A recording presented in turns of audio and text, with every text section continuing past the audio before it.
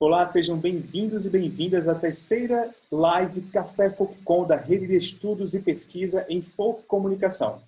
A iniciativa tem como objetivo promover o pensamento e os estudos folk comunicacionais a partir de diversas temáticas e também aproximar pesquisadores, pesquisadoras da área e atrair novos e novas estudiosos e estudiosas.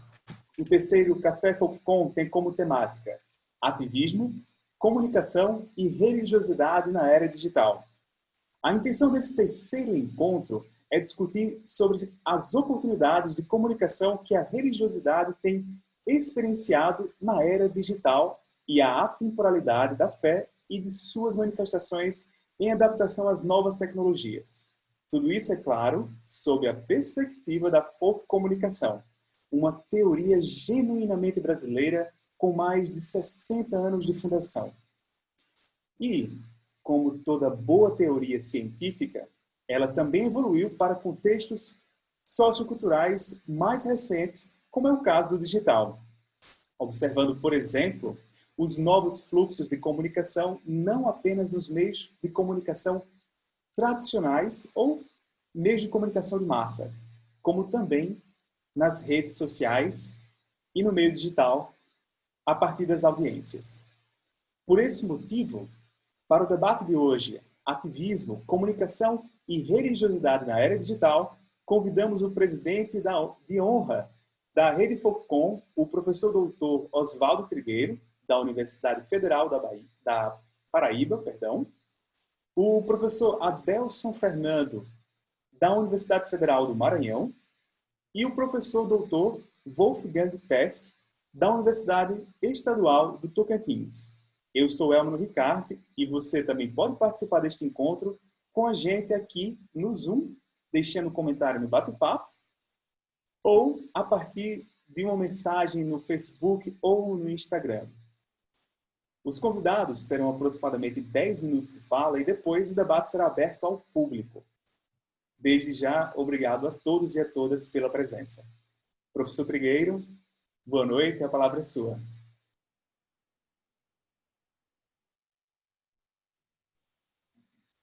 Vou ativar o seu microfone, professor.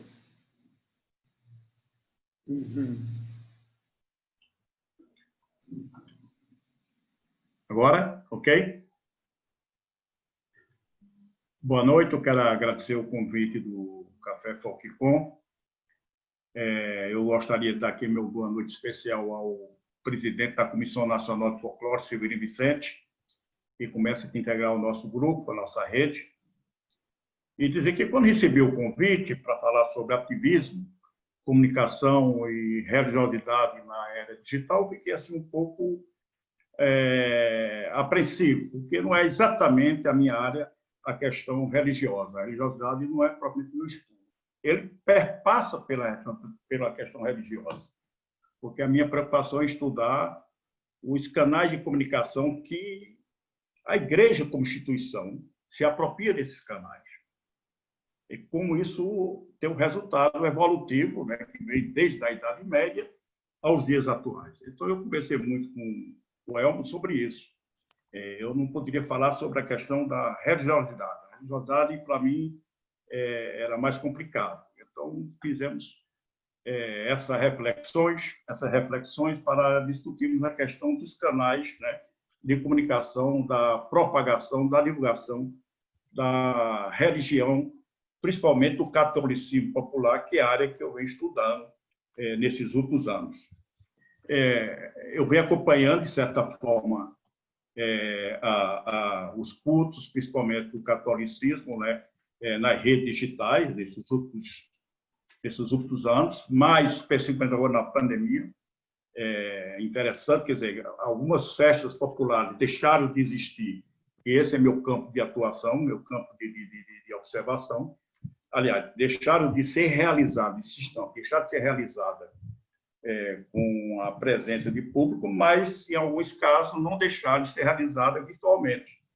Então, eu comecei a acompanhar essa questão com muita atenção para entender esse novo processo de relacionamento entre emissão e recepção dentro dos canais da comunicação das celebrações religiosas na atualidade e dentro do contexto da pandemia.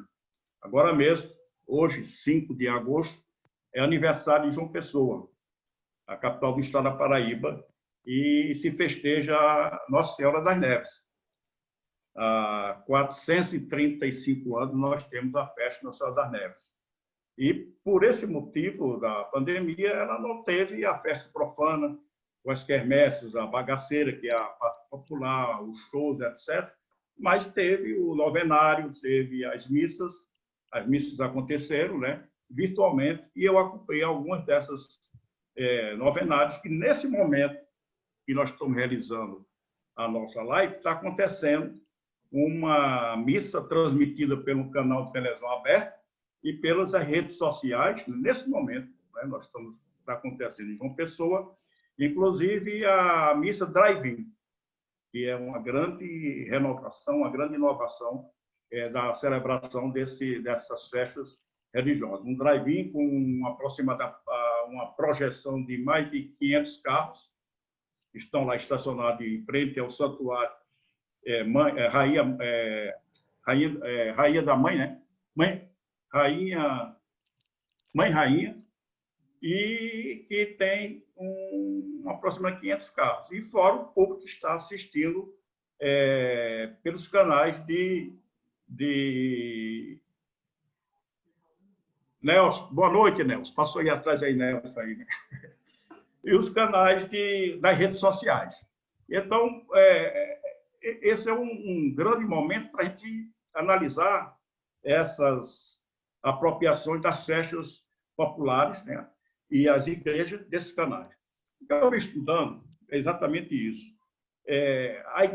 Não é novidade a igreja se apropriar das novas tecnologias da comunicação. Isso vem desde a Idade Média, as imagens, as pinturas, as arquiteturas definiam as rodas religiosas, os mosteiros, né, as peregrinações, as procissões. Se você pegar as procissões da Idade Média, era um verdadeiro espetáculo midiático, de grandes proporções. Você vê que essas procissões foram evoluindo até nos dias atuais. Até nós encontramos hoje, ainda nos interiores, as festas populares, né? E que a procissão conta a história, né, do santo, conta a história da igreja, e, através dela, nós podemos entender todas essas ligações dos canais de comunicação comunicacionais. Então, a minha preocupação é estudar esses canais dentro desse processo evolutivo, desde a Idade Média. Inclusive, o nosso projeto é as festas populares da Idade Média à Idade da Mídia. Então, a questão que nós temos levantado é sobre esse processo de aproximação, de apropriação e sua recepção dentro do contexto da comunicação. Eu tenho acompanhado isso também, não só aqui na Paraíba, mas no Nordeste, mas tenho acompanhado também fora do Brasil. Eu tenho acompanhado constantemente, por exemplo, o Santuário de Fátima, que faz parte desse contexto de observação. Eu acompanhei todo o processo do 13 de maio, né, a partir das redes sociais, como isso se deu dentro desse processo da pandemia, com o esvaziamento da presença dos rumeiros, dos peregrinos da Fátima, mas com a grande audiência e recepção nos canais de redes sociais. Então, o que eu venho observando é que há toda uma evolução e nós podemos encontrar, dentro desse contexto das festas populares, dentro do espaço sagrado, nós vamos encontrar o quê? Um resíduo da cultura medieval dentro do contexto da atualidade. As festas populares, né, elas vêm nessa evolutiva e cada vez mais nós estamos percebendo essa reconfiguração, essa ressignificação das festas populares para um processo de atualização, empregando e utilizando os canais de redes sociais, mas mantendo, de certa forma, essa questão que nós chamamos dos traços culturais, né, tradicionais dessas festas. Eu acabava de ver, hoje à tarde, a festa de Nossa Senhora das Neves em Viana do Castelo, onde tem o Alto da Floripes, que é uma batalha entre oliveiros e ferrabrais. está no nosso cordel, nos nossos contos populares, né? Que é a guerra entre cristão e muros. E você vê isso transmitido pelo canal do Alto Popular, né? Transmitido para o mundo inteiro. O que acontece é que são usadas novas tecnologias, são inseridos novos contextos socioculturais, né? Mas a estrutura, a narrativa das festas, dentro do aspecto religioso, entre o sagrado e o profano, e permanece traços fortíssimos das culturas tradicionais. Então, o que eu queria dizer para vocês nesse pouco espaço que nós temos para discutir essa questão, eu queria dizer que, dentro da comunicação, o que nós não estudamos, eu acho, a minha concepção, não é, por exemplo, o fato folclórico em si, ou a religião propriamente dita, mas sim os canais do qual as instituições, igreja, no meu caso específico, eu estou estudando o catolicismo popular, e mais especificamente as peregrinações, né, as romarias e os neo-peregrinos, os neo-rumeiros. Você pode fazer isso através dos canais digitais, os canais das redes sociais, YouTube, Instagram, WhatsApp, e você hoje já vê eles se organizando. Você não precisa mais sair de casa para fazer uma peregrinação a Lourdes, ou a Fátima, ou a Aparecida do Norte, a padroeira do Brasil, ou aqui o Santuário da Penha. Você já pode fazer o pagamento de sua promessa, pode fazer uma Maria virtualmente. Então, como se dá dentro do contexto da comunicação? Ao mesmo tempo, você tem, já dentro da própria instituição igreja, a organização desses pacotes que você pode realizar fisicamente, né, através daquela tour que está sendo organizada, você fazer o turismo religioso, ou até virtualmente, você pode fazer esse tour organizado por instituições, por ordem religiosa, ou mesmo isolamento por padres e vigários de paróquias espalhadas pelo mundo inteiro. Então, é nessa perspectiva que eu tenho trabalhado. E você vai perceber isso, que essas estratégias de comunicação da Igreja Católica, elas são bastante dinâmicas. Elas se apropriam rapidamente desses novos canais. Teve um período, claro, que alguns cortes, teve alguns períodos que havia uma certa lentidão nesses aspectos. Mas a partir dos anos 50, com o rádio, depois a televisão, nos anos 80 e 90, a grande discussão da comunicação dentro do contexto da igreja, principalmente a Igreja Católica, o CBC discutia isso, e eu tive a oportunidade de participar de alguns congressos da CBC, a ABPEC e depois Intercom.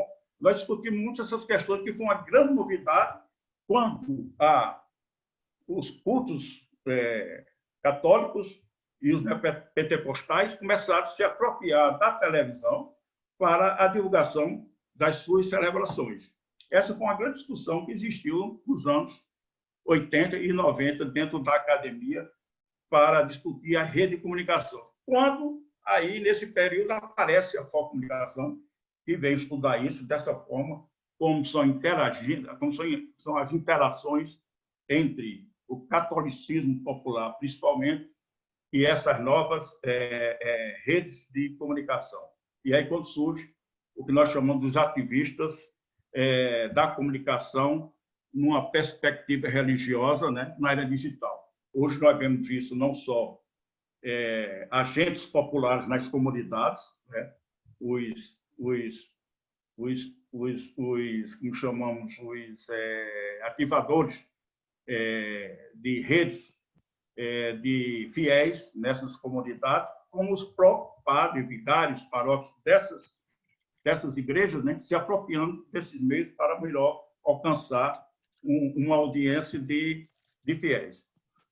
Nós podemos dizer, então, que, de forma mais simples e objetiva, de que a Igreja Católica, né, ela sempre utilizou os meios de comunicações contemporâneos e evolutivos para alcançar seu objetivo. A propagação da fé vem desde os templários, das cruzadas, né, passando com a descoberta da imprensa, do Gutenberg, nos anos de 1450, por aí, né, eu acho que é por aí, e depois a discussão e a questão das redes sociais, dentro de um contexto da epidemia. Aí nós tivemos a Semana Santa virtual, que eu acho que muita gente acompanhou, nós tivemos a Páscoa, nós tivemos a Festa do Divino, vários YouTubes, várias redes sociais fizeram as suas transmissões para não deixar que, mesmo com a pandemia, não acontecesse essas celebrações.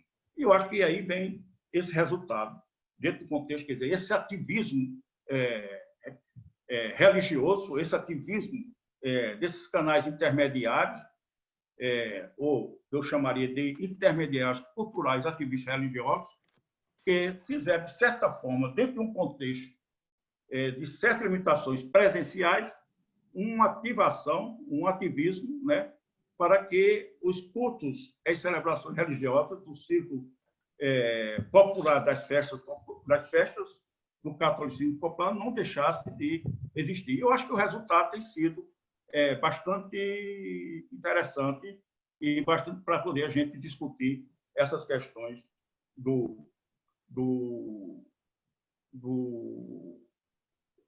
da comunicação religiosa no contexto da era digital.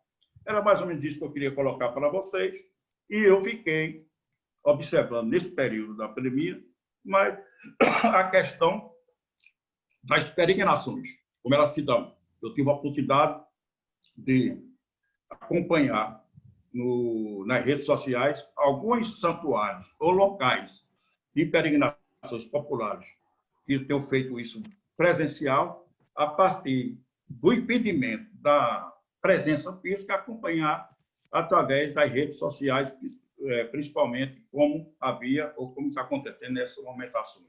Eu diria dois exemplos rapidamente. A Cruz da Menina em Patos, que tenho acompanhado, né? E Fátima e a Penha aqui em João Pessoa. E a Júnia também, inclusive, passou comigo uma pesquisa da Penha. Eu tenho acompanhado esses locais de romaria e como elas estão acontecendo. A expectativa agora será a festa da Penha em João Pessoa, que junta 400, 500 mil pessoas, e como ela vai acontecer. Ok? Era isso que eu tinha a dizer rapidamente, que eu não estudo a questão profunda, teológica da religião, mas como a igreja se apropria dos canais de comunicação para a propagação das suas celebrações dentro do contexto das festas populares, principalmente as romarias. Muito obrigado. Muito obrigado, professor. Nós é que agradecemos pela sua apresentação e foi muito, mais uma vez, nas outras lives o senhor participou e esteve sempre presente.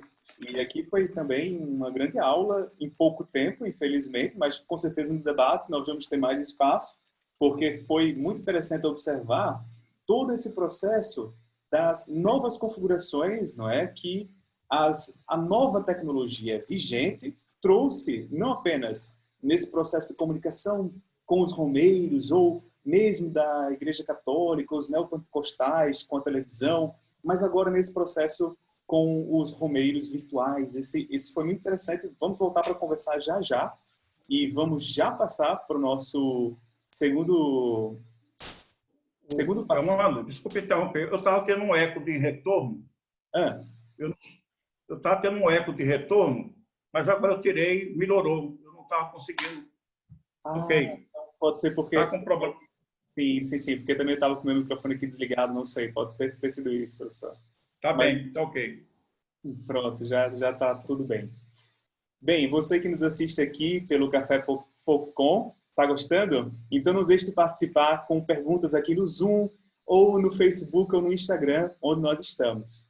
Vamos passar para o nosso segundo convidado, o professor Adelson Fernando, da Universidade Federal do Amazonas, campus Parintins. Boa noite, professor.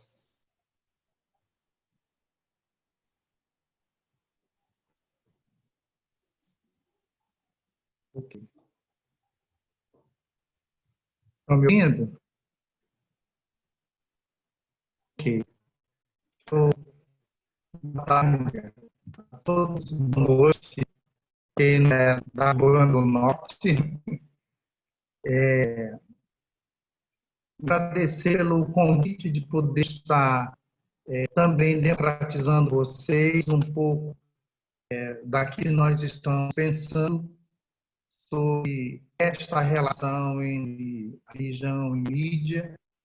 Nós fizemos um recorte para socializar aqui com vocês, a situar esse debate, a proposta de debate, nesse cenário mesmo, como a gente trabalhando religiosidade e não necessariamente religião, e é muito interessante essa discussão, nós queremos situar esse debate dentro de cenário mesmo de deslocamento, o que passa as experiências religiosas, o deslocamento do sagrado e, por o deslocamento do religioso na sociedade contemporânea, o Bauman denomina a sociedade líquida, o Lipovetsky vai denominar essa sociedade como uma sociedade moderna,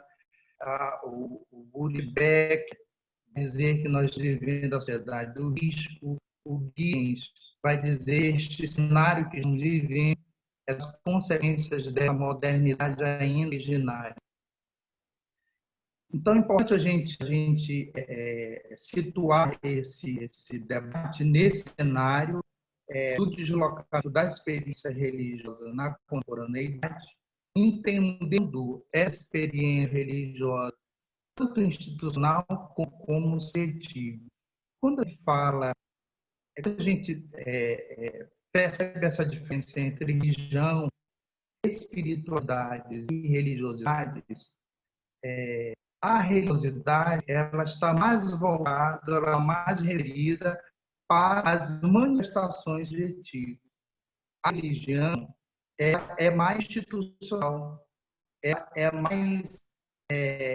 está institucionalizada, voltar para a questão da hierarquização das organizações, portanto, da institucionalização do campo religioso com o próprio esse conceito de religião, do ponto de vista de instituição, está para as igrejas, né? E para outras áreas dimensões da vida social, é uma dimensão subjetiva da religião, aí a gente tem a questão das religiosidades, que é o campo no qual as religiosidades transitam não é necessariamente pela instituição, mas por outros espaços que não necessariamente o tradicionalmente conhecido por religioso.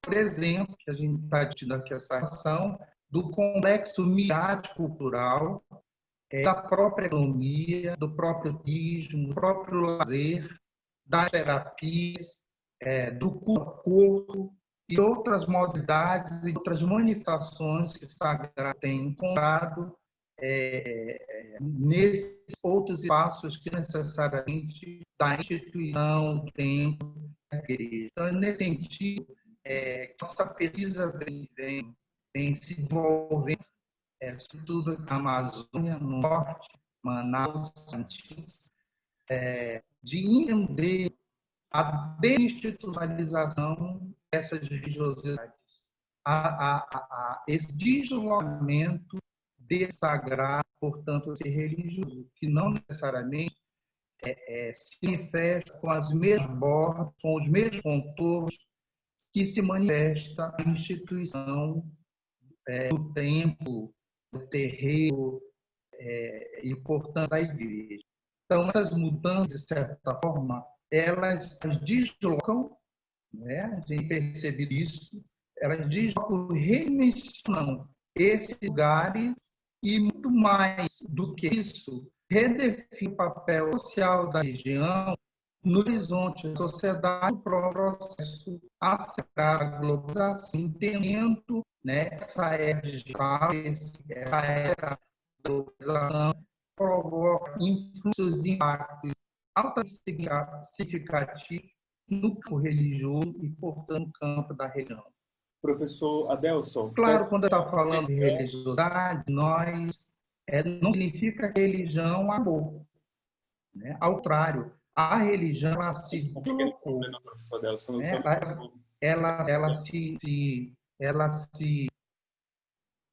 Ela se desloca. Professor, o senhor consegue me escutar agora? Estamos com um pequeno problema no seu microfone. Ele está picotado. Pronto. Tô. Está me escutando, não é? Agora está meio picotado o seu... Aqui não tem problema.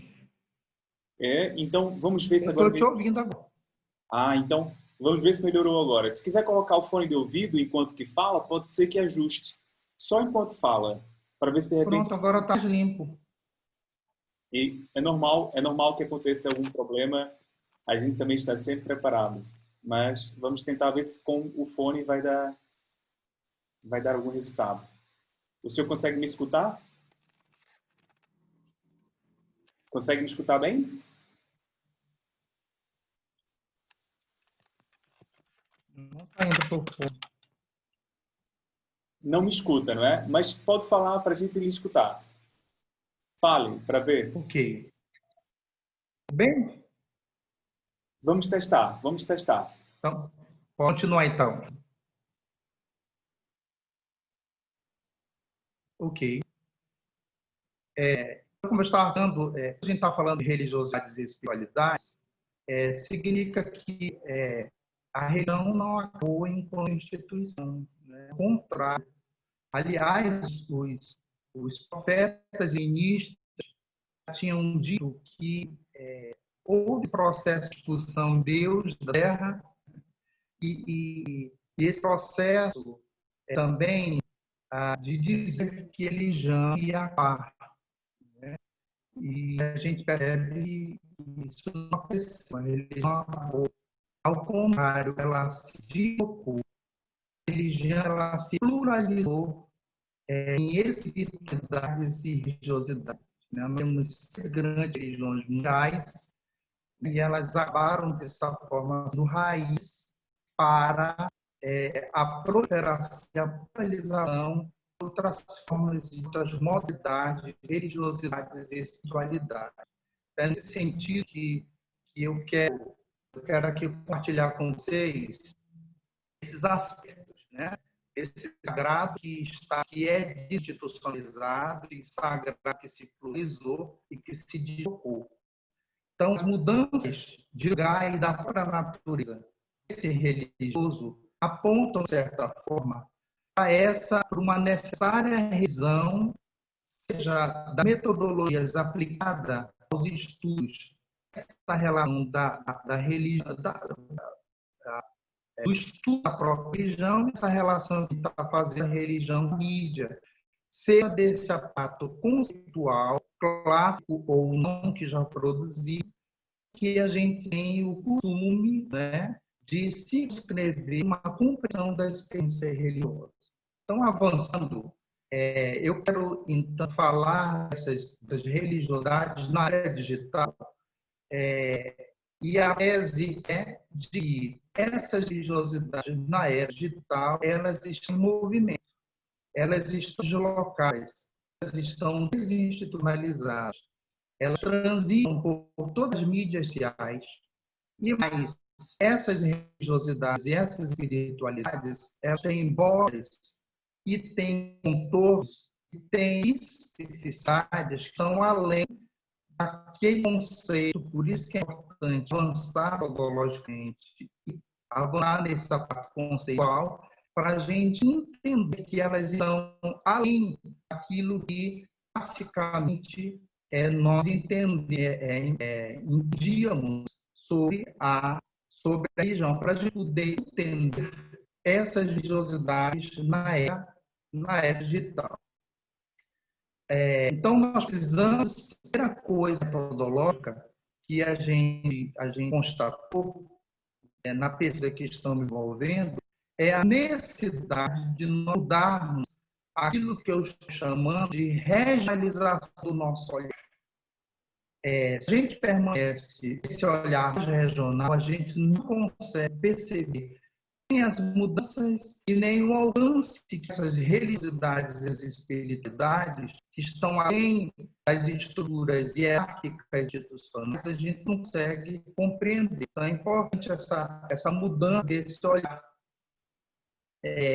E além daquilo que o Provérbio, o Provérbio, perdão, o Provérbio constatou quando ele entendeu a religião a partir de uma categoria chamada campo religioso, onde ele vai referir esse campo religioso através das práticas, através dos cultos, das crenças, dos símbolos, dos tempos, lugares, dos ritos, dos mitos integrados e agenciados pelas religiões e pelas comunidades religiosas.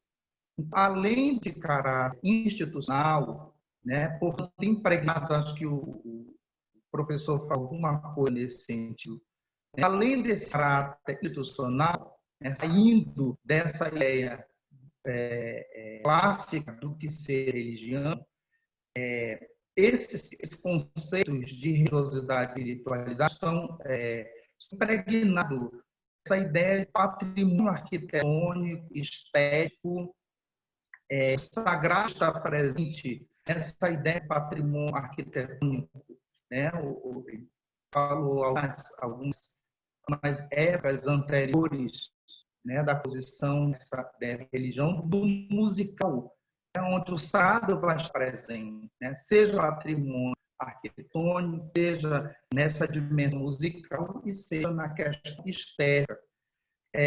Além, então, desse olhar de entender que o sagrado se manifesta através das três posições que a gente registrou aqui, o religioso também se manifesta como experiência subjetiva. Se manifesta pelas emoções, pelos valores, visão de mundo e pelas motivações na vida adepta das pessoas, que, de certa forma, essa dimensão subjetiva também é buscada pelas instituições religiosas. Então, essa regionalização do olhar corresponde a esse conceito tradicional de religião, não capta mais adequadamente a religião em movimento. Então, a compreensão de uma socióloga francesa muito utilizada, muito recorrente, que é a Danielle Révillger, e que ela tem dado contribuições fantásticas em relação ao movimento desse religioso, ao deslocamento desse sagrado. Então, os conceitos de religião, ou mesmo de religioso, se tornaram, nesse sentido, metodológica e conceitualmente, tornaram suficientes. Eles não dão conta de todas as variedades dos espaços, dessa pluralidade, dessa diversidade e dessa metamorfose que as experiências religiosas, nos quadros desse capitalismo tardio, têm enfrentado e têm se apropriado.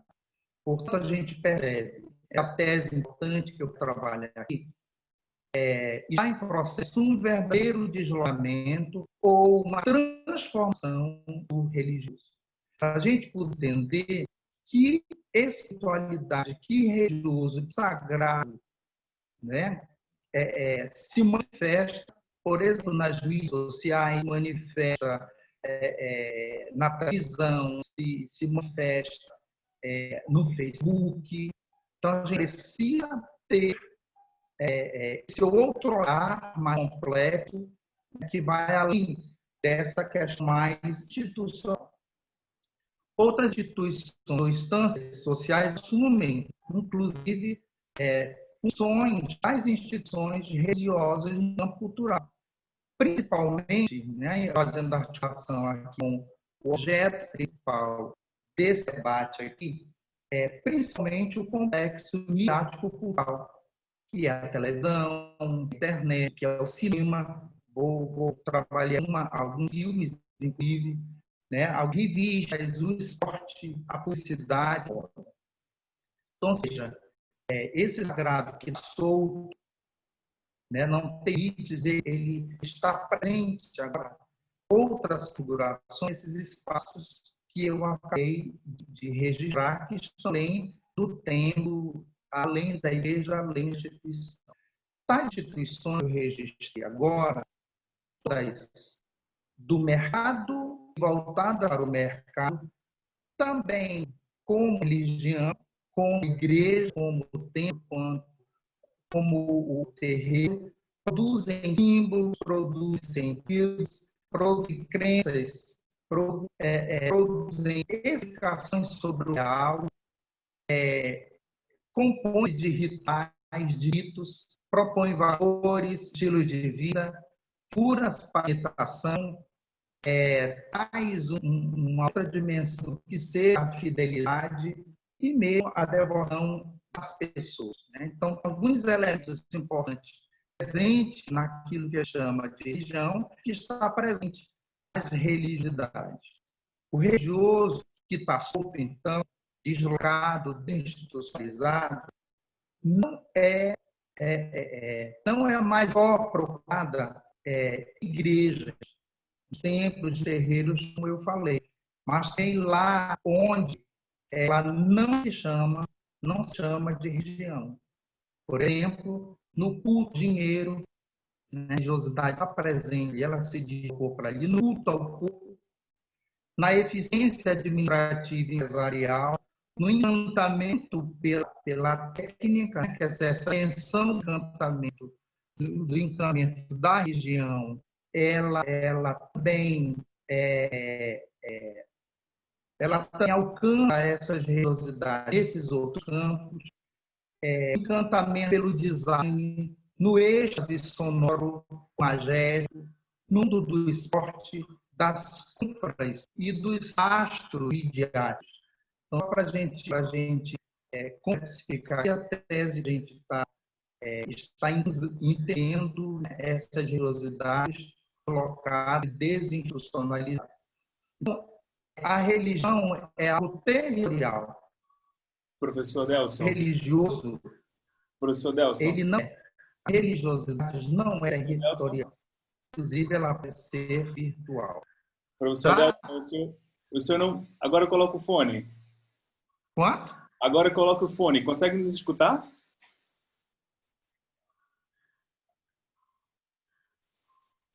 Agora será que nos escuta? Agora consegue nos escutar? Sim?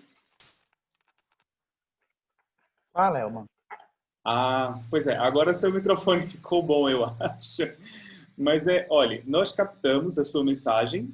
Em alguns, como a professora Sueli comentou aqui, nós pescamos muitos pontos que foram riquíssimos. E isso é quase uma transcrição ipsis literis do que ela disse, tá bem?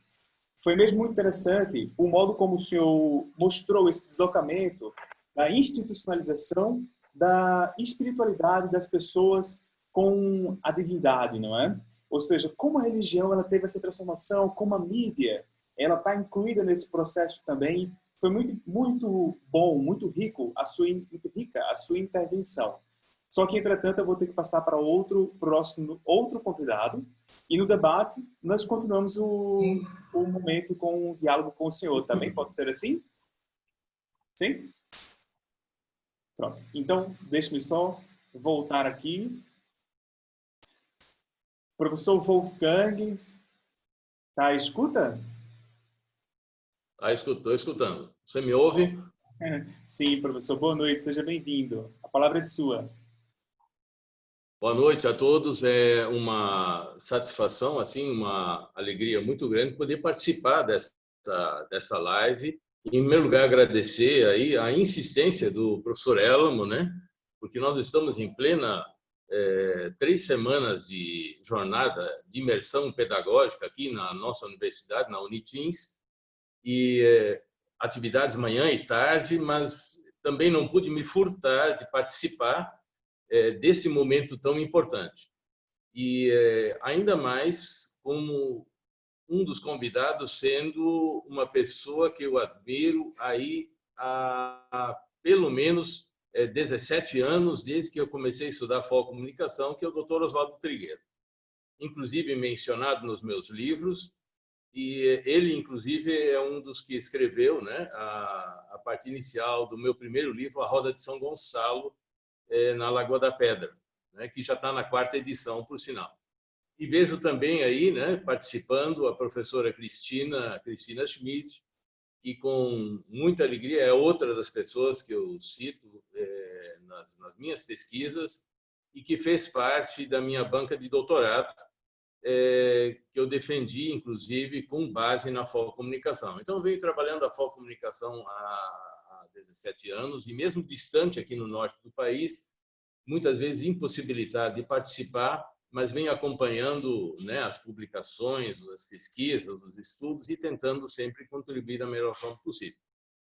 Bem, quanto a essa a nossa temática, né, que é ativismo, comunicação e religiosidade na era digital, eu vou talvez dar um enfoque um pouco diferente e vai agregar valor ao que os outros 2 colegas palestrantes já falaram.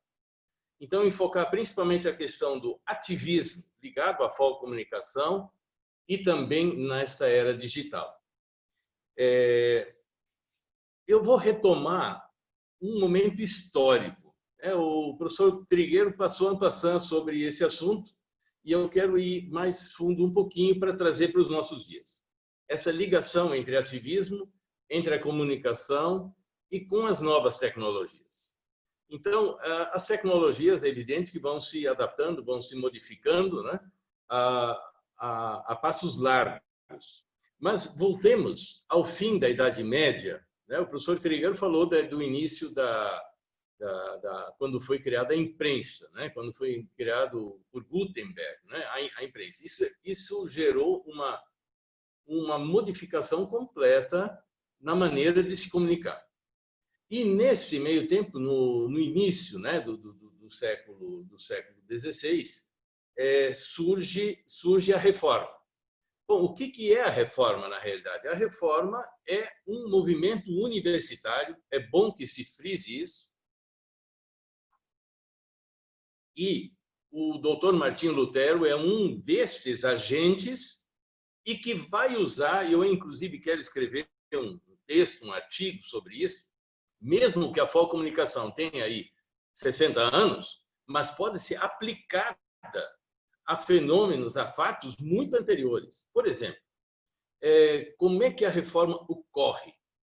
Ela ocorre a partir de comunicação e, digamos, não deixa de ser um ativismo em meio a uma era que findou, né? Digamos, findou quando, então, vamos dar um exemplo. O povo não podia cantar. Então, o canto era o canto gregoriano, restrito a poucos religiosos. O que acontece com a reforma? Lutero além de cantor, era um compositor, começa a compor músicas e músicas populares, e que o povo começa a cantar. E, através disso, começa a difundir a sua religiosidade. E isso se alastra depois pela Europa.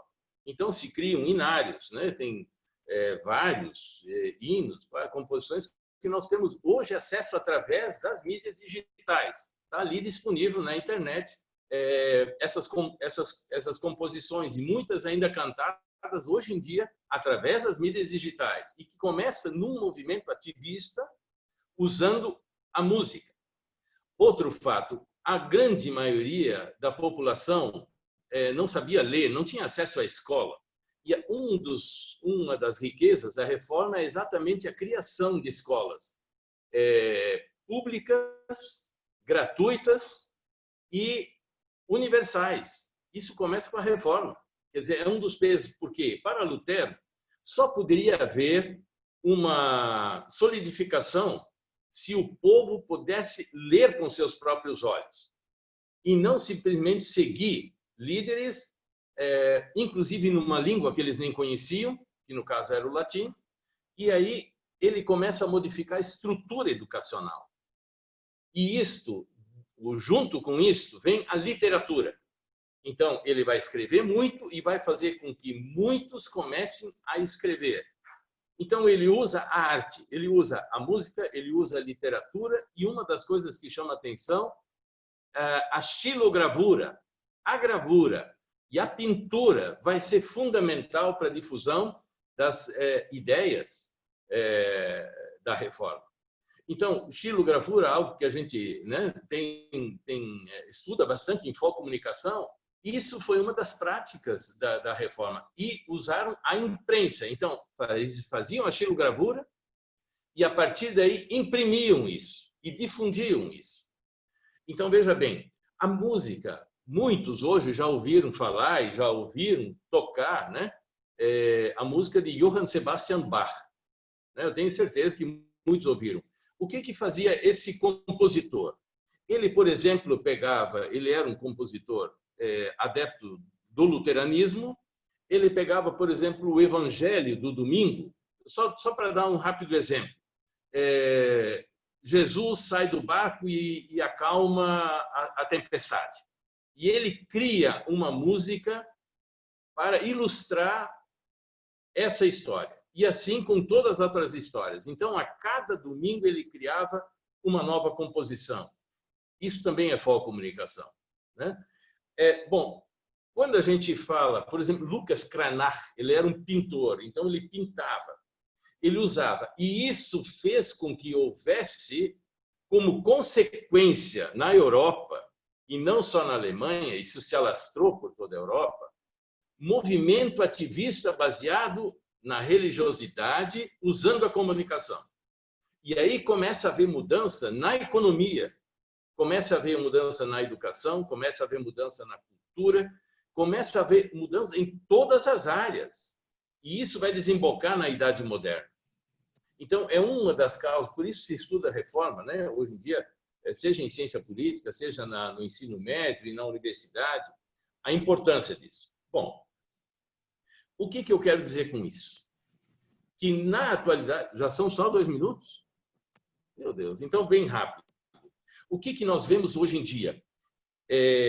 Uma mudança muito grande. Alguém falou aí na Igreja Católica, né? A Igreja Católica tem uma postura muito interessante. O Papa Francisco, a partir de 2015, com a sua encíclica Laudato Si', ele enfoca, além de pontos religiosos, a questão da sustentabilidade, a questão da ecologia, a questão do meio ambiente. E isso é tão forte porque os meios de comunicação foram usados para difundir isso no mundo todo. E quando o Papa chega nos Estados Unidos, naquela época, em 2015, ele recebe 2 pressões. Uma, dos próprios ortodoxos católicos, que não queriam ouvir de que o Papa falasse em sustentabilidade, em meio ambiente, em ecologia e assim por diante, em vida do ser humano aqui na Terra, uma boa vida na Terra. E outros foram os republicanos que atacaram ele porque disseram que o Papa tinha que cuidar apenas de almas, como se almas não estivessem habitando em corpos. E aí, então, os republicanos e os ortodoxos o atacaram. Isso desembocou numa coisa fantástica que ocorreu ano passado, em 2019, com o concílio chamado Panamazônia. Isso movimentou o mundo e, novamente, houve ataques. E os meios de comunicação foram fundamentais. O que nós vemos, já para concluir, porque meu tempo é assim, bem reduzido, eu diria o seguinte, hoje no Brasil. O que nós vemos? Nós vemos, de um lado, movimentos principalmente neopentecostais, mas não só, porque é um movimento transversal que pega várias igrejas que, através dos meios de comunicação, usam a religiosidade para se apropriar de um poder, para se fortalecer politicamente. Criam guetos, inclusive, para eleger os seus representantes. Nós vemos isso muito claro no Rio de Janeiro, mas não só. E, por outro lado, nós temos hoje o governo, representado pelo seu presidente da República, que usa a religiosidade como um gancho para se fortalecer. Quer dizer, ele tenta, quando ele fala que vai eleger ou quer escolher um ministro extremamente evangélico, o que ele quer dizer com isso? Nós estamos num Estado laico. Então, usa a religião ou tenta usar a religião para se fortalecer ainda mais com movimentos de ultradireita e, ao mesmo tempo, usa a religião e não respeita a diversidade religiosa. Não respeita a diversidade cultural, ao ponto que ataca indígenas, ataca quilombolas e, com isso, ataca a sua cultura. Com isso, a cultura desses povos começam a sofrer. Então, o que nós vemos? Nós vemos um paradoxo, nós vemos uma inversão nesse momento atual, e eu acho que a Folcomunicação vai ser importantíssima nesse momento, quando nós temos que fortalecer cada vez mais as manifestações, por exemplo, da cultura quilombola, que é muito diversa, da cultura indígena, que é riquíssima e que é muito diversa, essas línguas, mais de 100 línguas indígenas que nós temos no país, com as suas manifestações, enfocar também a importância das, como diz o professor Trigueiro, das manifestações religiosas, com os seus aspectos. O professor Trigueiro fala em profano, eu diria o movimento quase que cultural folclórico, né? Profano muitas vezes se antepõe a religioso como se isso fosse uma coisa ruim, e não é. É muito, muito importante essas manifestações populares que acompanham as manifestações religiosas. Bom, a luta pelo poder está fazendo uma coisa muito perniciosa no nosso país com a questão das fake news. Então, esse movimento de ultradireita no país usa a religião para disseminar em grande quantidade as fake news. E eu acho que aí a Folcomunicação, novamente, é importante para nós, dentro da nossa área de pesquisa, mostrarmos, né, a importância e a riqueza cultural das minorias, dos marginalizados, e eu acho que aí nós vamos dar uma contribuição ainda muito maior com essa discussão. Espero ter contribuído, meu tempo deve ter terminado ali, conforme a plaquinha que já surgiu, já foi levantada, e espero ter contribuído com os colegas com ideias, né? Isso aqui, eu não fiz uma fala escrita, eu não fiz uma fala, um artigo científico, mas sim trocando ideias sobre o contexto que me foi colocado, que é ativismo, comunicação e religiosidade na era digital.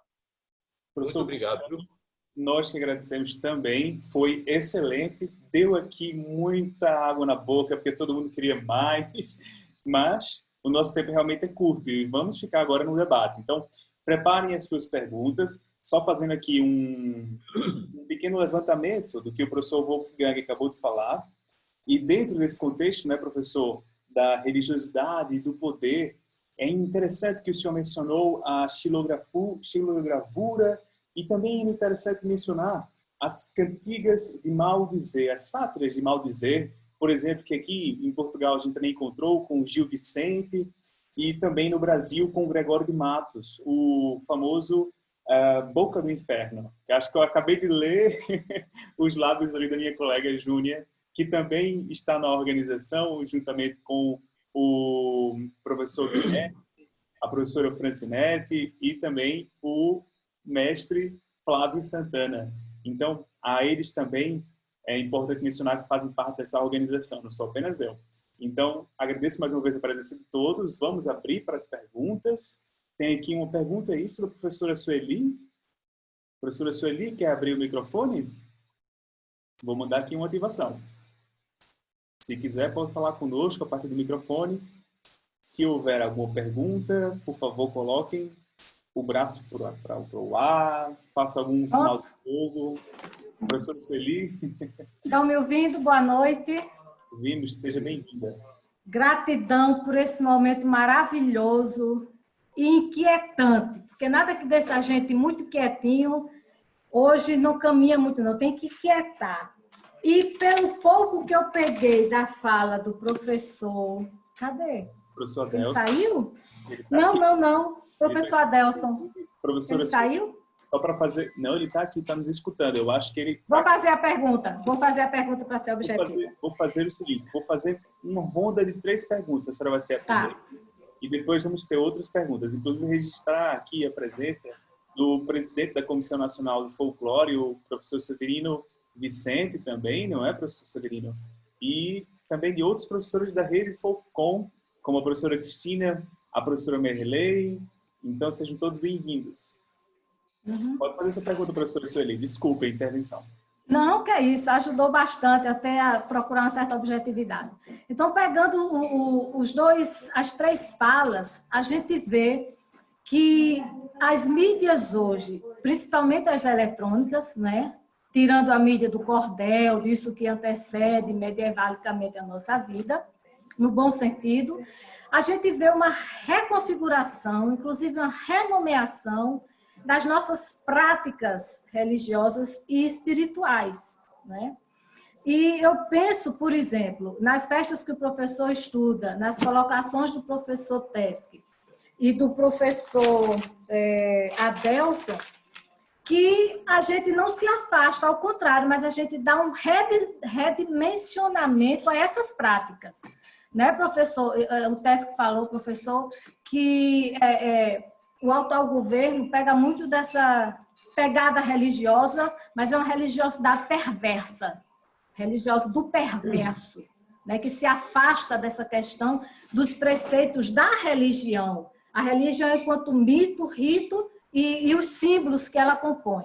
Então, para fazer essa pergunta que eu quero, seria mais... A gente poderia pensar, professores, através de uma visão ou de um espraiamento da folcomunicação, que esse sagrado, hoje mediatizado, ele quando desacraliza um pouco, porque a gente foge dessa concepção da religião e do presencial, né? Porque a gente se individualiza ainda mais na nossa prática, por esse quadrado, por essa tela. Se através da folcomunicação, esse redimensionamento do sagrado, ele não se aproxima do profano por causa da folcomunicação, que ela dá um sentido diferenciado na perspectiva da comunicação e da aproximação com os objetos diversos.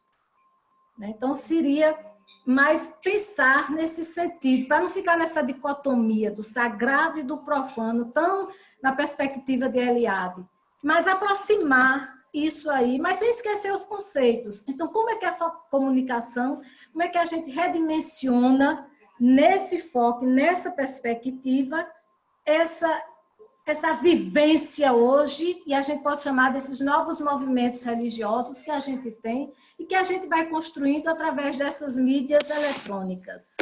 Né? Porque se a gente for pensar nessa experiência que o senhor falou antigamente, nós já tínhamos no começo do ano 2000, através de e-mails, a gente acendia a vela e se confessava virtualmente através de e-mail com certas paróquias e padres.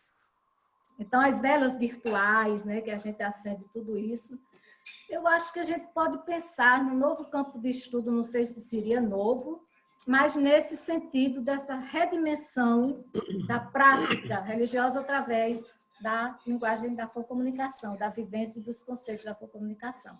Obrigada.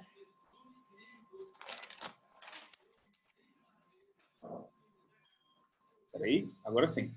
Há mais alguma pergunta que vocês gostariam de fazer, que estão aqui? Deixe-me só conferir aqui no nosso Facebook se há alguma pergunta. Enquanto isso, alguém pode ficar à vontade, levanta a mão, como eu disse, faça o sinal do fogo, alguma coisa assim, para a gente ter... a professora Júnia. Pronto, professora Júnia, desculpem. Professora Júnia, agora pode ativar seu microfone. Boa noite a todos. Me escutam bem? O Guilherme também quer. Pronto, já vou colocar aqui uma lista. Peço desculpa porque não tinha visto. Professora Júnia, depois o professor Guilherme. Olá, boa noite. Satisfação vê-los mais uma vez, alguns pela primeira vez, como a professora Marley, que a gente sempre escuta, né, nos encontros da FOLC, eu nunca encontrei, o professor Teske, fala maravilhosa, e o meu orientador, professor Trigueiro, companheiro de pesquisa, sempre uma grande satisfação vê-lo e ouvi-lo. Professor Trigueiro, É bom a gente lembrar que o estudo que dá origem à teoria da comunicação nasce, né, do esvoto, que é um elemento umbilicalmente ligado à religião. E na fala de Adelson não deu para, eu não consegui ouvir realmente quase nada, mas em algum momento eu peguei algo sobre religião e religiosidade, né? Que são coisas distintas. A minha pergunta é, e aí quem se sente mais à vontade para responder, o professor Figueira ou Teske, a minha pergunta é, vocês conseguem enxergar alguma similaridade, alguma aproximação daquele Brasil, daqueles dois Brasis que o Luiz Beltrão coloca, né? Das distâncias, das desigualdades sociais, da religiosidade e da religião, daquele período com o Brasil de hoje, dentro dessas características que Teske colocou, de um Brasil que se diz laico, mas não é laico, e que de alguma forma utiliza não somente a religiosidade, mas especialmente a religião como fator de manipulação, digamos assim, social. Grata. Obrigado, professora Júnia. Vou abrir agora para o professor Guilherme. Professor Guilherme. Estava aqui na fila.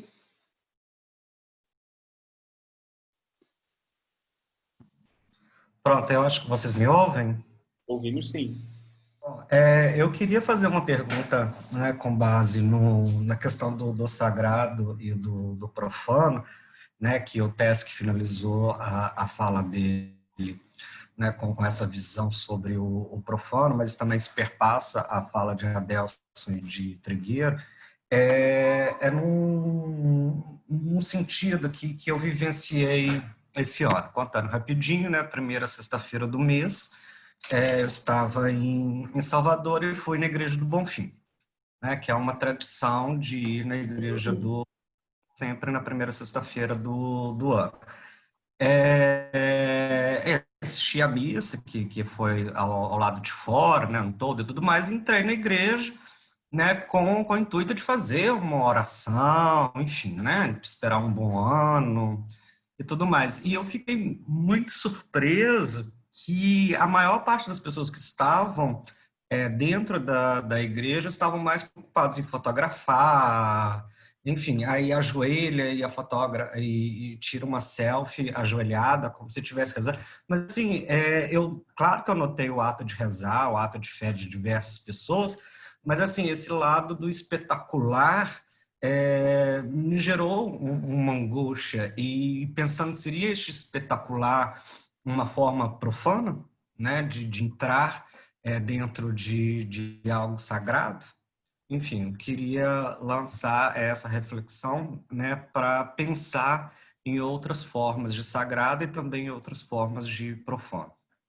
E dizer que é sempre muito bom vê-los, ouvi-los, né, e queria registrar a presença aqui dos meus orientandos de mestrado, de graduação, enfim. Trouxe uma galera do Recôncavo da Bahia para cá. Um grande beijo a todos. Obrigado, professor Guilherme, presidente da rede FolkCom. Temos aqui mais algumas outras perguntas, mas eu vou deixar para a próxima ronda. Então, professores Oswaldo, professor Adelson, professor Wolfgang, quando quiserem, fiquem à vontade. Eu acho que a primeira pergunta foi da professora Sueli para o professor Adelson, não foi também? Ou estou em erro? Professor Adelson, consegue? Também está... Consegue agora falar conosco, será? Consegue responder a pergunta? Já lhe mandei a ativação do microfone. Muito importante essa provocação das férias da própria linha. É possível, sim, dessa definição que está posta tanto no Durkheim quanto no Eliade, dessa relação mais absoluta entre o sagrado e o profano. Não só quando a gente fala sagrado, quando a gente fala do sagrado, pressupõe-se a gente fala também do profano. Só que essa relação ela se define tanto no Durkheim quanto no Eliade, essas relações eram absolutas no sentido de que não é possível, era como se fosse o encontro das águas amazônicas, de que as águas não se misturam, né? Então, hoje, o que a gente tem entendido é dessa que propriedade que a senha para ingressar num desses campos, né? Então, eu na condição de profano, ao ingressar no sagrado, além de ter a senha, né? Além de ter o passaporte para ter a capacidade de ingressar nesse espaço, eu tenho que morrer, né? Uma expressão do Caio. Eu tenho que morrer para nascer de novo naquele novo espaço. Então, se eu saio do profano e entro no sagrado, profano reside na concepção deles, profano reside no ambiente sagrado. E hoje, nessa contemporaneidade, há uma relação sem nenhum tipo de constrangimento de um entrar no espaço do outro, digamos assim, sem necessariamente contaminar. Você tocou uma expressão que eu acho que é possível dizer sim, sobre a profanização sagrada, né? Esse sagrado hoje, dessas religiosidades, elas se apropriam de recursos que eram considerados profanos, mesmo que essas narrativas religiosas elas se refinam, não é? Elas se apropriam desses conceitos, esses limites, inclusive do ponto de vista da mediatização, né?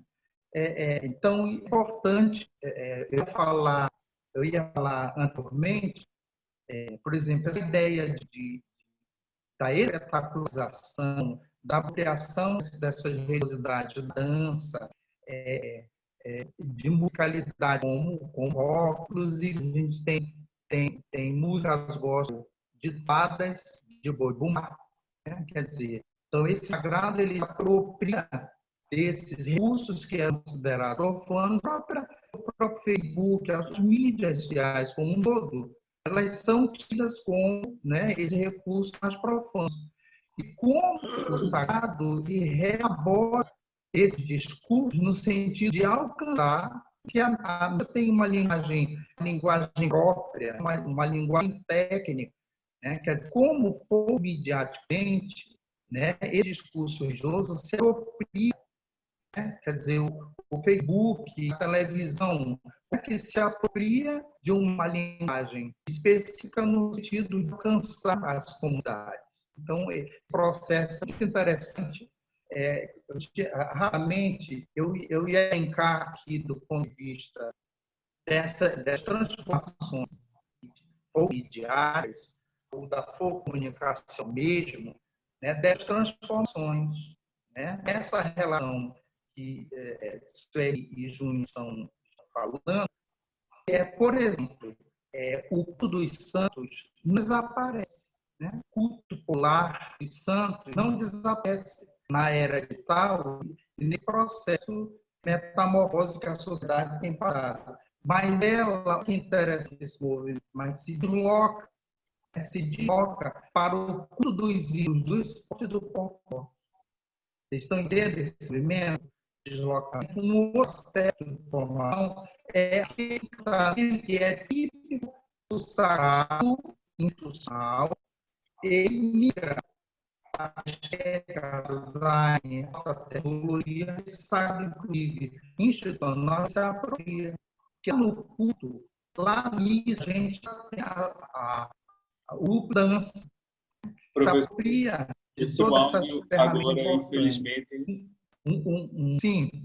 O seu áudio, a gente consegue ouvir, mas sabe aquele computador falando conosco muito lentamente, está um pouco mal. Ou seja, a gente não consegue ouvi-lo, consegue captar algumas falas e fazer algumas conexões do que responde, mas está muito complicado. Não consegui entender agora. Por exemplo, estou ouvindo muito bem vocês. Ah, pois é. Mas a gente, por exemplo, quando o senhor colocou o fone de ouvido, também não resultou em nada, não é? Mas, de todo modo, Não mesmo um microfone. eu vou fazer o seguinte, olha, veja se consegue por um outro telefone. Enquanto isso, também o professor Wolfgang pode responder, continuar a resposta para a professora Sueli e também para a professora Júnia. Tá bem? Fica combinado? O senhor tem como ver isso em outro telefone? Conectar-se a partir de outro telefone? Mas fique conosco aqui com esse telefone que já está garantido. Vou verificar aqui. Aliás, garantido ou caprichoso? Estou brincando, mas faça isso. Coloque em fique conosco aqui, neste Tudo telefone bem, que já está tudo bem. certo. E aí veja outro enquanto que o professor Wolfgang responde, tá bem? Fique assim combinado. Tudo bem. Professor Wolfgang, então? Muito bem. Estão me ouvindo? Estão me ouvindo? Bom, essa questão de sagrado e profano, eu não trabalho essa questão desses dois conceitos. Eu prefiro abordar, digamos, quando eu estudo uma manifestação cultural, seja religiosa ou não, como uma coisa única, né? Sob o ponto de vista da comunicação, eu vou estudar, vou analisar o que acontece ali, naquele momento, né? Aquele momento, em horas, digamos, há momentos de orações, há momentos de cânticos, há momento de romaria, há momento de dedicação a qualquer coisa, há momento da festa, há momento da música, há momento digamos assim, da festa externa, mas é uma festa só. É um momento só. E então nós vamos analisar os mais diversos aspectos dessa festa e não classificá-la entre sagrado e profano. Mas é a espiritualidade que está ali, é a alegria que está ali, né? E não colocar, porque quando a gente usa esse conceito de sagrado e profano, fica bem evidente de que sagrado parece ser uma coisa voltada para Deus e o profano não é de Deus. Quando, na realidade, Deus quer que a pessoa ou seus filhos se alegrem. E como é que eles vão se alegrar? É se congregar, é se juntar, é dançar, né? É tomar o seu vinho, é tomar a sua cerveja e assim por diante. Isso tudo faz parte de um cidadão, e seu olhar sob o ponto de vista religioso é agradável a Deus. Não vou dizer, eu não posso dizer não. A oração é agradável a Deus. Agora, a festa que acontece fora da igreja, essa é profana, essa não é de Deus. Quer dizer, eu não trabalho essa dicotomia. Eu não separo isso. Eu analiso isso como um movimento cultural. Seja festa de qualquer natureza, né? Seja festa da Igreja Católica, pode ser da Igreja Evangélica, pode ser, então, do Candomblé, pode ser da Umbanda, pode ser de qualquer vertente religiosa. Porque para um outro vai dizer, não, mas isso aí não é sagrado. Não, eu penso na comunicação, vamos ver esse momento da espiritualidade acompanhada com vários tipos de manifestações culturais, e tudo isso vai ser uma grande manifestação cultural com vários aspectos comunicacionais. É assim que eu encaro. Então, em nenhum dos meus livros você vai encontrar esse aspecto de sagrado e profano. Eu não trabalho esses dois conceitos nesse enfoque. Muito bem. Isso é ótimo. Isso é exemplo para a diversidade, não é? A religiosidade, aliás, a vivência de espiritualidade e religiosidade das pessoas, ela é diversificada e não podemos classificá-las como certo, errado, profano ou sagrado. Isso é muito interessante. Então, está respondido nossa ronda. Acredito que os nossos intervenientes ficaram satisfeitos, né? Estamos aqui vendo, assim. Tem mais um comentário, Júlia? É isso? Vou ativar o microfone. Faltou responder a minha pergunta, professor Trigueiro. Ah, pois é verdade. Peço perdão, professor Trigueiro. Você está me cancelando. Não, pelo amor de Deus, nunca. Tô brincando. Professor Trigueiro, por favor. E ainda temos mais perguntas. Tá uma mensagem aí para ativar o microfone. Apesar de você pode ativar e desativar quando quiser. Encontrou? Vou mandar mais uma vez. Agora sim. Júnior, como foi a pergunta mesmo, dos votos e a diferenciação de classes. A super pergunta, eu não... Se consegue encontrar similaridades entre aquele Brasil, né, os dois Brasis que Beltrão cita, e o Brasil de hoje. Tá bem. A gente tem bastante observado essas questões do Brasil, do Luiz Beltrão, lá nos anos 60, né, 80, em que havia uma diferenciação muito grande, inclusive nas redes de comunicação. Então, a gente precisa ver isso, como isso... Havia uma igreja muito mais conservadora, em que, mesmo conceitualmente, de que essa questão do sagrado e o profano, numa perspectiva da comunicação, você tem certa razão, você precisa ver, na época que o Beltrão colocava, havia uma demarcação desses campos muito claramente definida na igreja. Eu fui educado no Colégio Diocesano em Patos, eu já estou com 72 anos, né? E ainda aprendi latim para acompanhar a missa. E a gente tinha todo um espaço sagrado. A festa de setembro da minha cidade era demarcada por espaços sagrados e profanos. Hoje não, nós estamos vivenciando que essa aproximação entre o sagrado e o profano cada vez mais existe a partir o que Guilherme colocava, que ele ficou impressionado na Igreja do Bonfim. A Igreja do Bonfim é um centro turístico, além de ser uma igreja, é um centro turístico, de referência turística. A Catedral, a Basílica de Nazaré, que nós tivemos agora há pouco tempo, é uma igreja mais um centro turístico. Ela se torna um espaço de observação turística, não só religiosa ou religioso. A gente tem observado isso, as visitações, nem todos que vão lá, talvez todos não sejam católicos, estão lá para conhecer uma arquitetura de um espaço religioso, mas numa perspectiva de turismo. Então, essa questão do sagrado, só que antes de responder a Júnior, essa questão do sagrado e do profano dentro da comunicação, há essa aproximação muito forte a partir dessas negociações desses ativistas comunicacionais, desses agentes intermediários da comunicação, negociando essa questão das festas entre o espaço religioso e o espaço profano. E então, você vê hoje, podemos colocar isso como exemplo, a festa de São João no Nordeste, várias lives discutiu e poucos vimos a questão, pelo menos eu não consegui ver muita coisa do novenário de São João, a festa do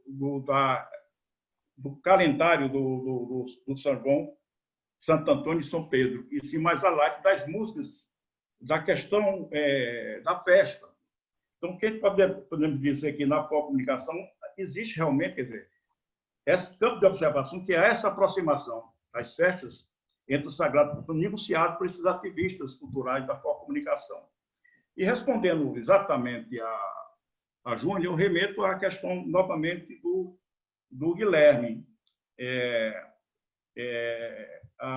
Se não me engano, a Maria Chauí, no seu livro, fala que a missa, eu estou falando da Igreja Católica, do catolicismo popular, que é onde eu atuo, onde eu trabalho, que a missa sempre foi um espetáculo e que há protagonistas e coadjuvantes da sua realização.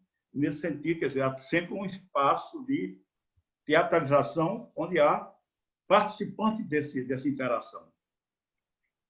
E o que nós estamos vendo hoje é essa facilidade que todos nós temos acesso às câmeras, aos celulares, para fazer as selfies e fotografar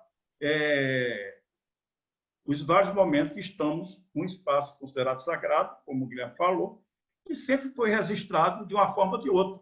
Primeira comunhão, batizado, casamento, etc. Sempre alguém registrava. Só que aquilo, você tinha que contratar um profissional ou alguém da família que tivesse uma habilidade, que tivesse um instrumento, a câmera fotográfica para fazer. Hoje, não. Hoje, os agentes comunicacionais estão espalhados por todos os cantos. Hoje, nós temos o quê? Cada um de nós temos um equipamento que podemos registrar esses ritos de passagem ou a vida cotidiana. Quanto à questão perspectiva do Beltrão. E eu acho que sim, existem algumas aproximações ainda, existem. Não no sentido do distanciamento, né? Ou a função de que a informação religiosa chegava com mais, através dos meios mais lentos, do que hoje isso não acontece. Mas ainda há um distanciamento entre ver isso ainda nas festas populares. Nas festas populares, nós vemos isso, que há divisões de classe, quer dizer, há divisões de classe dentro da própria festa popular.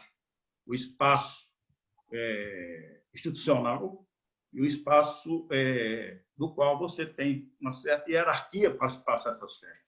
O que Beltrão chamava isso, né, dessa questão das desigualdades sociais. Então, eu acho que existe ainda essa aproximação entre a focomunicação, né, uma perspectiva que Beltrão vê, e na atualidade. Só que hoje nós temos o que eu chamo dos ativistas midiáticos, ou os intermediários das negociações, para que essas negociações sejam inegociáveis. Não tem mais aquele poder da igreja que tinha na época dos anos 60, que a igreja que determinava a festa e como a festa é realizada. Hoje é uma negociação, e talvez uma negociação muito mais próxima das mídias do que mais próxima do que a igreja. E aí essa relação entre sagrado e profano, entre igreja e sociedade midiática. Então, essa diferenciação entre a observação do Beltrão, na época em que a igreja tinha um poder muito forte na organização e realização das celebrações, vamos dizer, sagradas, e das realizações, vamos dizer, profanas das festas, hoje em dia não há mais esse poder tão grande da igreja na organização e realização das festas populares. E sim, a mídia, o governo local, que sempre teve, e as negociações entre a demanda do turismo e as festas locais. Isso estou falando num campo específico das festas populares, mas nós podemos ampliar isso para os outros segmentos da comunicação. Os exóticos são um claro exemplo disso. Você pode pagar o exótico, como a Sueli falou, a professora falou isso, pelas redes sociais. Você pode pagar as promessas, acendendo vela, mandando a fotografia, etc., um vídeo. Você pode mandar outro, fazer inscrição, pagar a promessa. Pela internet você pode fazer isso. Entra lá e faz sua inscrição, tal hora, tal dia, você paga a sua promessa. Então, o Beltrão via isso de outra forma, que era a materialização do pagamento de promessa, principalmente do exótico, a peça tridimensional, que era colocado nas salas do milagre ou nas salas das promessas. Mas no aspecto da desigualdade, das diferenciações, ainda existe. É o que eu chamo, rapidamente, é o que eu chamo aqueles, os ativistas concedidos e os ativistas conquistados. O ativismo cultural, aquele concedido, os marcadores de quadrinhos não consagrados, os mestres de cavalo marinho, durante a festa, ele assume um protagonismo importante durante a festa. Depois ele volta a ser o sapateiro, volta a ser o homem popular, que passa despercebido na sociedade.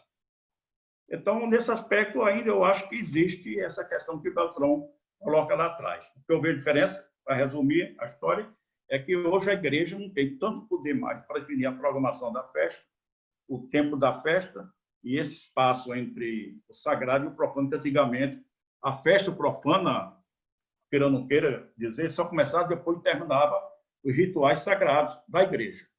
Eu concordo em parte do que o Tesc fala, dentro da comunicação, a gente tem que ver nessas perspectivas, dessa aproximação, dessa negociação entre esses agentes intermediários da comunicação que negociam o realizar, a produção e realização das festas. Inclusive, professor Trigueiro, eu não sei se daqui a pouco o professor Adelson já pode participar, mas eu acho que ele pode até comentar sobre esse ponto, nessa questão desse processo de desinstitucionalização, maior participação do povo, né? Maior integração dessas festas populares, inclusive, como o senhor menciona. E há aí um fator muito interessante que o professor Adelson já comentou, não é, na sua fala. Mas vamos aqui para mais perguntas, para pluralizar o nosso debate. Temos aqui o presidente da Comissão Nacional do Folclore, ele está com a mão levantada, vou dar a palavra, e na sequência também temos a professora Isabel Anfilo e um comentário, e alguns comentários, aliás, muitos comentários, porque além do debate que está sendo aqui feito para o Facebook, para o Instagram, é interessante notar que há um debate dentro do Zoom, com vários comentários. Então, vamos passar aqui a palavra para o presidente, né, o Severino, da Comissão Nacional do Folclore.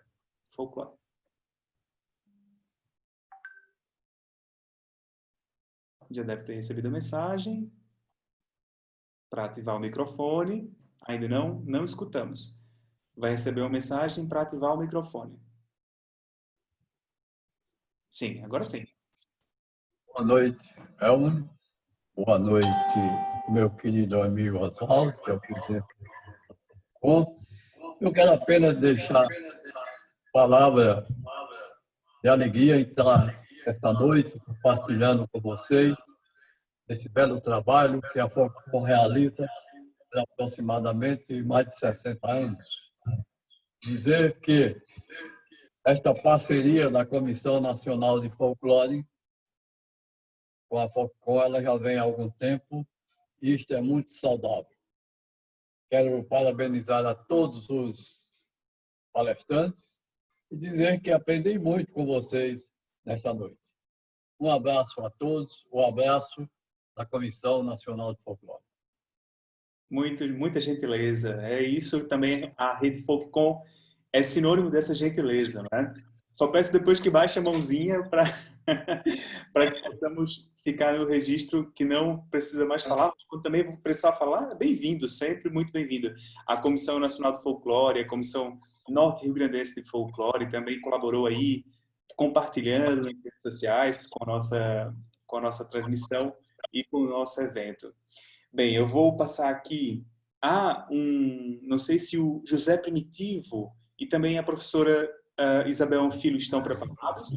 Eu vou passar aqui a palavra à professora Isabel, onde é que ela está, daqui a pouco eu passo para o José Primitivo. A professora Isabel vai receber uma mensagem para fazer a pergunta.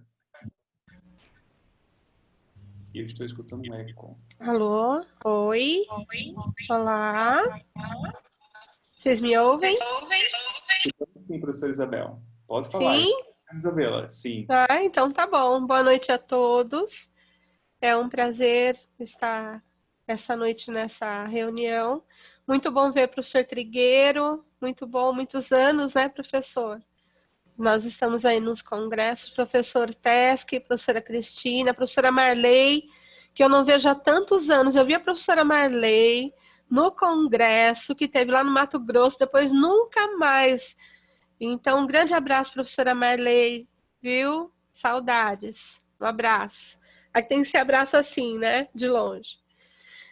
Eu queria retomar uma questão que a Júnia colocou sobre o ex-voto, que Beltrão trata, que Jorge Gonçalves vai tratar em 85, né, tanto na dissertação quanto depois na tese dele.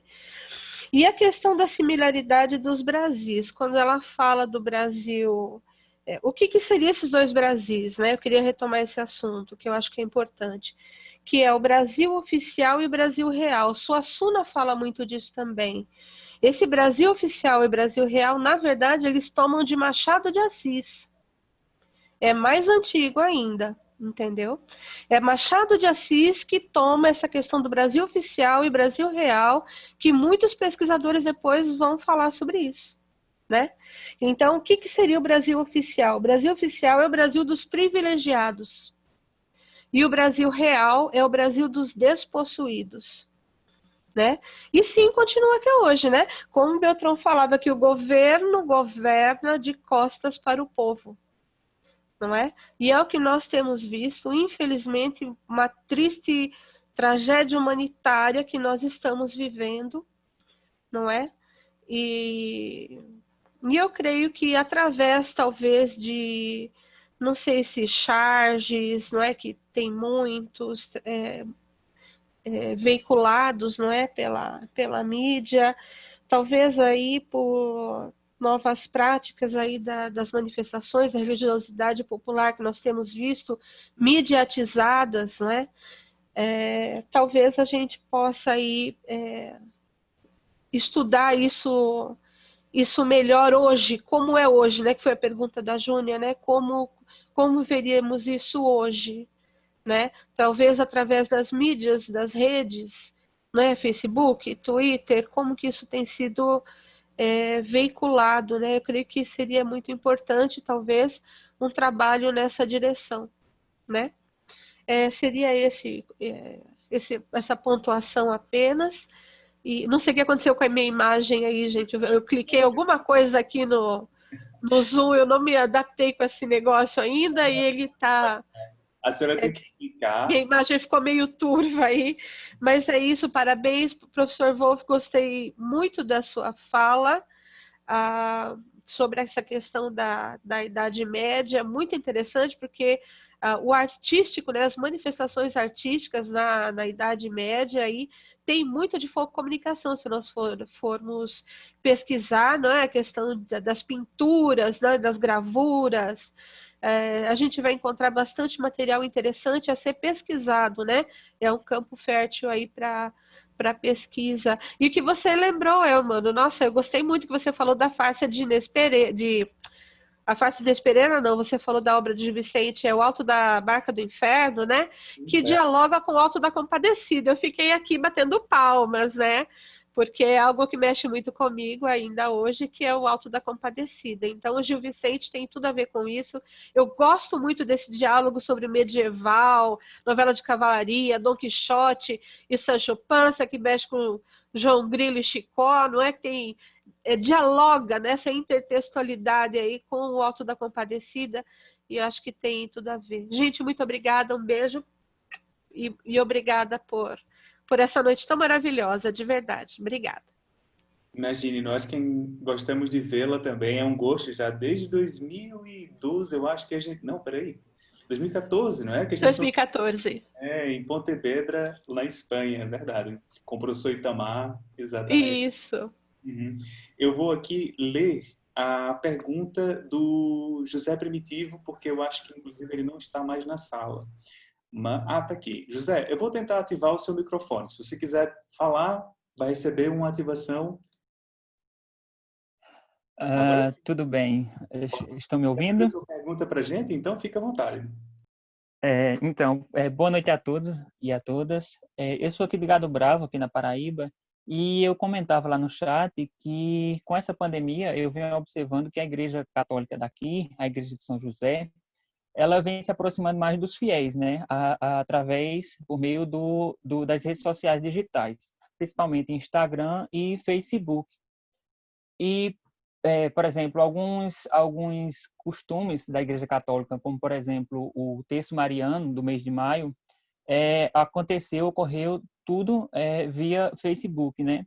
E eu percebi que as pessoas, de certa forma, participaram mais desses momentos, porque aqui a cidade é um município abundantemente rural, e as pessoas da zona rural geralmente costumam acompanhar esses momentos nas suas capelas, né? Geralmente a missa, por exemplo, é uma vez por mês, e na sede da igreja, na cidade, geralmente é uma vez por semana ou até mais.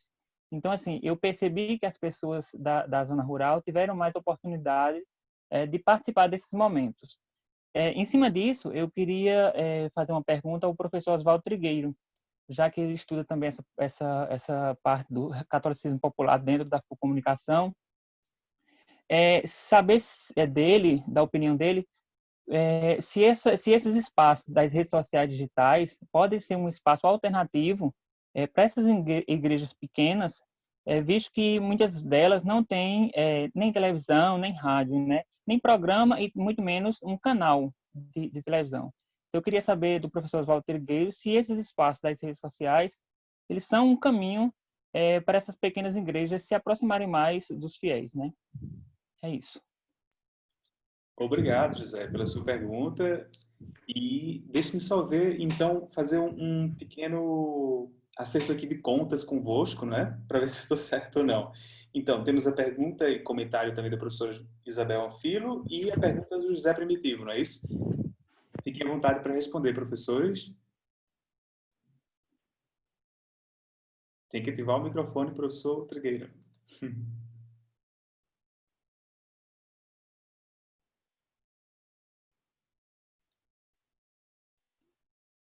Pronto?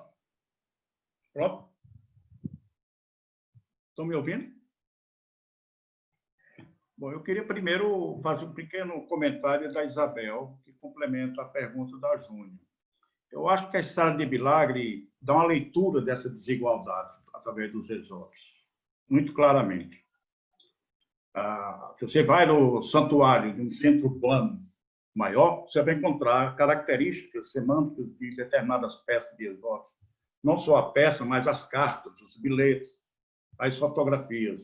Se você vai mais no interior do Brasil, como aqui no Nordeste brasileiro, você vai encontrar uma leitura desses exóticos também diferenciada. Mas eu vim observando nesses últimos anos, eu acho que a Júnior pode comprovar isso comigo também, é que a gente vem observando que determinadas classes sociais, né, de maior poder aquisitivo, estão procurando um lugar sagrado para pagar suas promessas, através de cartas, principalmente doenças, de cura de doenças, não através de alcançar objetos. Você vê que a quantidade de maquetes de casas populares que você encontra num santuário hoje em dia é muito grande. A conquista da casa, que é um direito constitucional de todo cidadão brasileiro, ter onde morar, e que comer, você encontra essas casas como se fosse uma graça alcançada, uma coisa divina, conseguir a casa.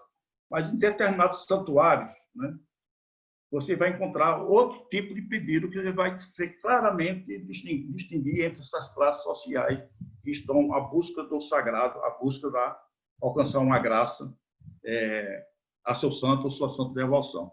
A leitura dos exóticos na Sala de Milagre é um negócio impressionante. Eu estive agora recentemente em Santa Cruz, no santuário de Santa Clara. É Santa Clara? É Santa Clara, sim, exato. Eu estive agora recentemente lá e a gente percebe isso, quer dizer, as diferenciações dos pagamentos de promessa. Então, dá essa dimensão da diferença de classes sociais, numa perspectiva que Júnior me perguntava de Beltrão lá atrás. São formas diferentes, mas dá essa distinção. As leituras vão permitir isso. A partir de cartas, eu estou agora analisando 121 cartas recolhidas em diferentes santuários, e dessa dimensão, da diferença de classes sociais. Você vai ter dados quantitativos que dão esse indicador de classes sociais. Então, é só para complementar essa sua colocação, Isabel, muito pertinente, muito interessante. O esvoto dá essa dimensão dentro da sua comunicação. Quanto à pergunta do Primitivo, eu acho que sim. Eu acho que a rede social está para ir para ser uma alternativa àquele que não tem os canais abertos ou as rádios. E também não só para a igreja, mas para os movimentos locais, sociais locais. A gente vê hoje uma quantidade imensa não só de canais de televisão no YouTube, mas canais de rádio. Eu acho que é um momento muito interessante. E esse momento agora da pandemia parece que reforçou muito mais isso. Não é? Nós estamos procurando as redes sociais para se organizar socialmente a partir desses canais que se chama de alternativos, né, dentro da comunicação. E a comunicação, a gente pode aproveitar muito esses canais para poder entender mais a questão das relações de negociação entre as sociedades, né, locais, a partir desses canais, dentro do contexto da comunicação. E esses ativismos midiáticos. A gente tem o que tem surgido de ativistas midiáticos, né, intermediários da comunicação, a partir desses canais comunitários, é um negócio impressionante. É um negócio impressionante, é muito, muito interessante isso. Você utilizar esses canais para poder reivindicar seus direitos, divulgar seus trabalhos culturais e etc. E também no aspecto religioso, eu acho muito interessante, sim. Eu acho que pode ser, na sociedade, taca brava, não é isso? Então, eu acho que... É de gado bravo, ou José é de gado bravo, Gado bravo. na Paraíba. Então, eu acho gado bravo, né? Eu acho muito interessante a questão das redes sociais, principalmente em cidades pequenas em que você não tem disponibilidade e acesso a canais de televisão locais ou regionais, ou mesmo as rádios, né, abertas. Eu acho uma alternativa interessante. Bem, eu vou agora passar a mais uma ronda de perguntas. Eu acho que essa vai ser a nossa última, dado que a gente já está entrando em 2 horas de debate aqui. A professora Merley está aqui na sequência. Vai receber um convite para falar. Já deve ter recebido para ativar o microfone, professora. A professora está aqui conosco? Faça assim um movimento para eu lhe ver. Acho que a professora não está... agora sim, consegue ver? Ui, clique mais uma vez nesse convite. Agora sim.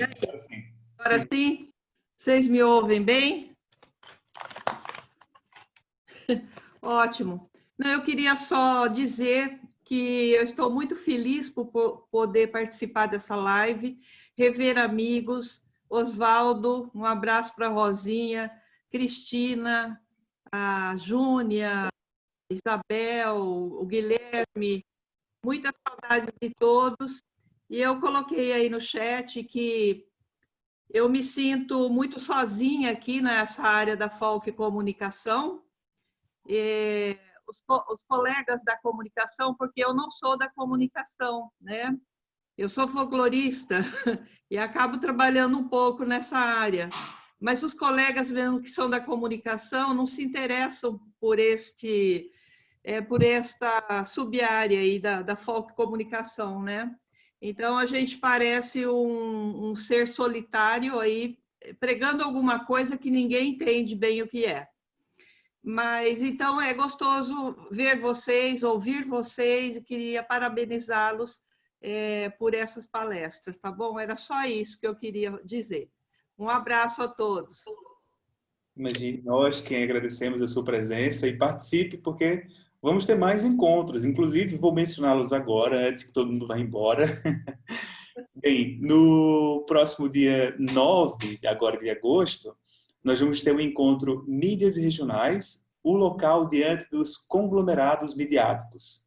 Já no dia 2 de setembro, vamos ter diálogos sobre folcturismo e desenvolvimento regional. No dia 16 de setembro, vamos ter estratégias e funções do popular nas redes sociais.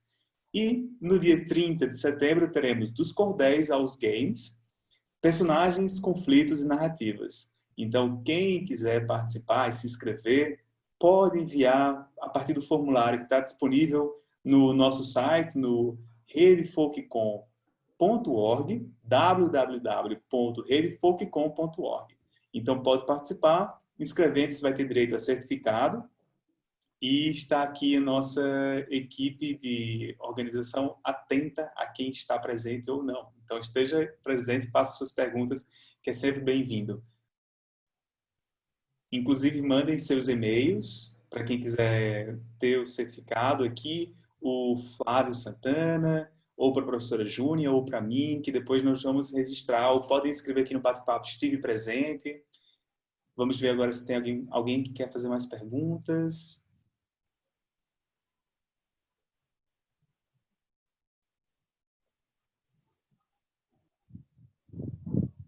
Professora Júnia, quer fazer uma pergunta? Não? Então, acho que nós podemos encerrar. Aqui algumas perguntas com relação à lista de presença.